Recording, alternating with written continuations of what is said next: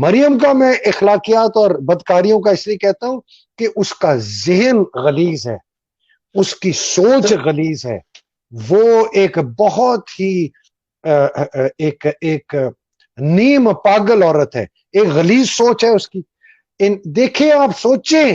گندی ویڈیوز دیکھتی ہے اور کہتی ہے توبہ توبہ توبہ میں نے ویڈیو دیکھی بہت بری ہیں۔ عادل مجھے لوگ نا کل سے کہہ رہے ہیں کہ جی ہمارے پاس باجوہ کی ننگی ویڈیو ہے ہم آپ کو بھیجیں، میں نے سب کو کہہ دیا خدا کے لیے مجھے مت بھیجو۔ ایک بندے نے میرے سے بغیر پرمیشن بھیجی، میں نے وہ فلٹر لگائے ہوئے اپنے فون پہ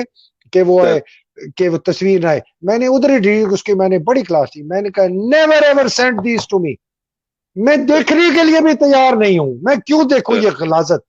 یہ کمبخت، یہ کلیجہ کھانے والی بغیرت بد چلن بد کردار عورت یہ ویڈیوز بنواتی ہے، ان ویڈیوز کو دیکھتی ہے، اپنے پاس رکھتی ہے اور کہتی ہے توبہ توبہ توبہ میں نے دیکھی۔ اس لیے ہم کہتے ہیں کہ آپ نے اس قسم کی اگر لوگوں کو پاکستان کی حکومت سنبھالنے کی اجازت دی دوسرے طریقے سے، طاقت کے طریقے سے، جس طرح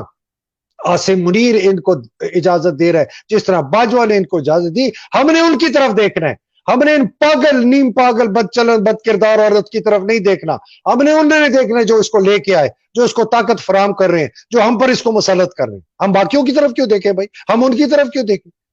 سر اس کو ریپ اپ کرتے ہیں، میں صرف وہ سوال یہ تھا کہ اگر آپ نے جس طرح کہا کہ فرنٹ مین جنرل عاصم منیر نے لگا لیا اس کو محسن بیگ کو، اور اس کا کاروبار جو ہے وہ تو سر وہ سمدھی کا بھی ولاتی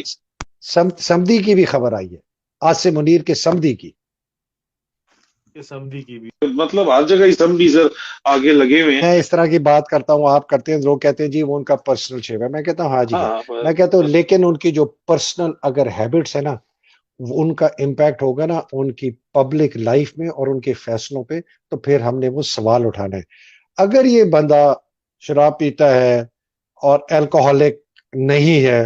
تو اس نے جواب دینا ہے اللہ سبحانہ تعالیٰ کے سامنے، اور اگر یہ منافقت کرتا ہے کہ میں پیتا ہوں اور لوگوں کو ظاہر نہیں کرتا اس کا بھی جواب۔ لیکن اگر یہ اتنی شراب پیتا ہے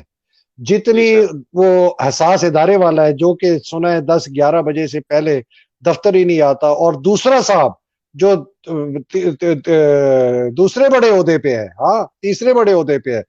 وہ جو ہے چرس کا نشئی ہے کپتانی سے اور شراب پیتے ہیں، اور ان کی وہ بھی جو ہے 10-11 بجے سے پہلے اور ان کا کام شروع نہیں ہوتا، تو ان لوگوں کا یہ جو ذاتی فعل ہے نا یہ اب لاکھوں کروڑوں لوگوں کے اوپر اثر انداز ہو رہے ہیں، بیکاز یہ اس غبار کی حالت میں یہ فیصلے کر رہے ہیں، تو یہ وجہ ہوئی۔